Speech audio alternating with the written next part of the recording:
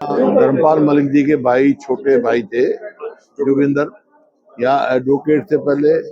हमारा पुराना बहुत संबंध रहा उनसे, व्यक्तिगत बड़ी स्वार्थ थे, और जब से जानता था मैं उनको, जब यहाँ वकालत शुरू करी थी। बाद में वो अमेरिका चले गए, आज वो नहीं रहे। बड़ा अभी उनका जाने का समय नहीं था, ऐसे सबको जाना है, लेकिन उनका भी उम्र इतनी नहीं थी।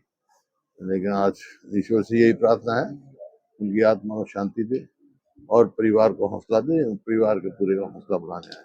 सर, कल फांसी में बड़ा बवाल हुआ है, पुलिस ने पूरा पथराव किया और सबको गिरफ्तार कर लिया। देखिए, फांसी में बवाल हुआ और वहाँ अम्बाला में हुआ, जिस प्रकार से लाठी चार्ज की गई सिख भाइयों पर, फांसी में जो है वो किया। ये सरकार को ये समझना चाहिए, लाठी गोली से सरकार नहीं चलने देंगे लोग।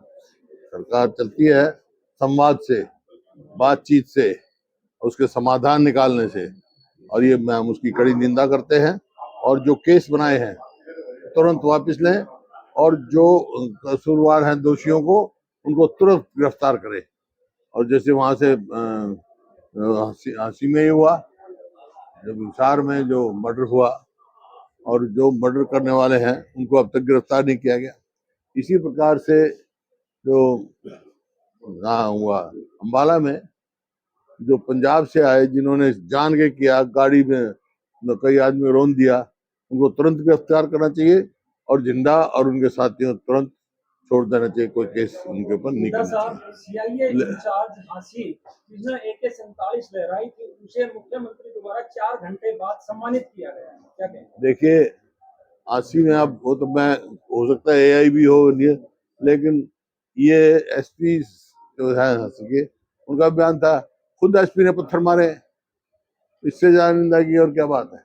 इस प्रकार से नहीं चलती है, क्योंकि उसका समाधान निकालना चाहिए। दोषियों को क्यों नहीं पकड़ते, निर्दोषों पर क्यों लाठी चलाते हैं, दोषियों को पकड़ो। और 19 तारीख को हम जो है पंचकुला में HKRN ऑफिस के सामने धरना रखेंगे, कांग्रेस पार्टी और हम सब साथी और सारे मेरे विधायक साथी, सांसद साथी, और जो जिला के अध्यक्ष है वो, और जो भी वरिष्ठ नेता हैं हमारे कांग्रेस के, पूर्व विधायक रखेंगे।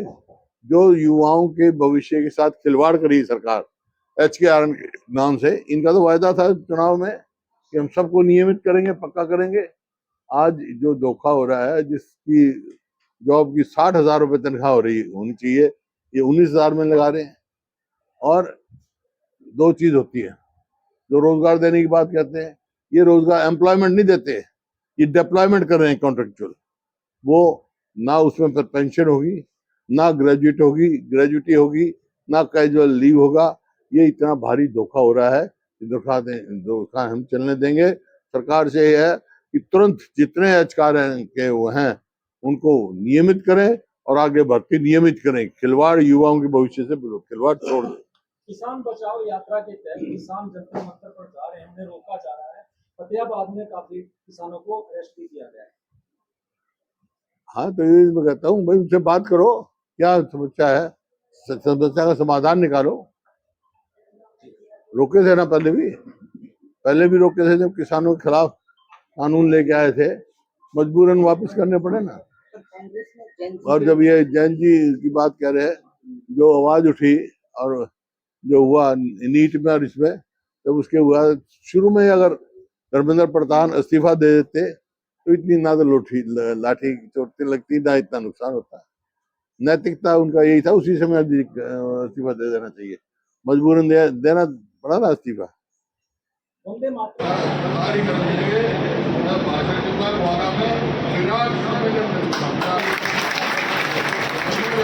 गलत है, आपने श्री राम को नहीं पढ़ा। अरे जय श्री राम, जयराम रमेश जी, गलत बात है ये।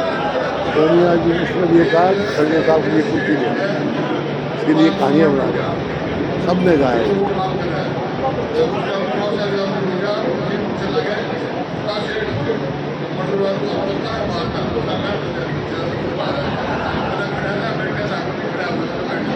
विशेष कौन है? विशेष जाति तो जैन जी भी है, कौन सी जाति है?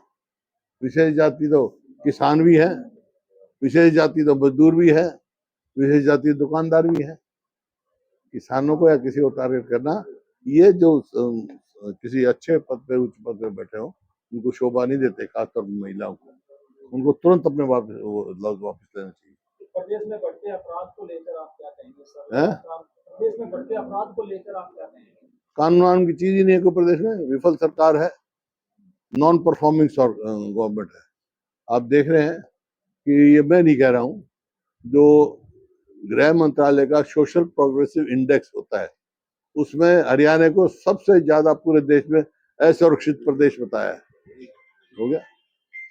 सर, आपके समय में जितनी भी भर्तियां हुई हैं, उन भर्तियों को लेकर आप 12 साल हो चुके सरकार में, लेकिन उनका पीछा नहीं छोड़ रही कि कुछ टाइम है ना नेताओं को। नहीं, सुप्रीम कोर्ट तक का फैसला हुआ है उनके हित में। अब गेस्ट टीचर हैं, अभी मिले थे मेरे को, सुप्रीम कोर्ट ने फैसला कर रखा है, हाई कोर्ट में फैसला हुआ है, डबल बेंच में 2 महीने का टाइम दिया। क्यों नहीं सरकार तुरंत उनको नियमित करती?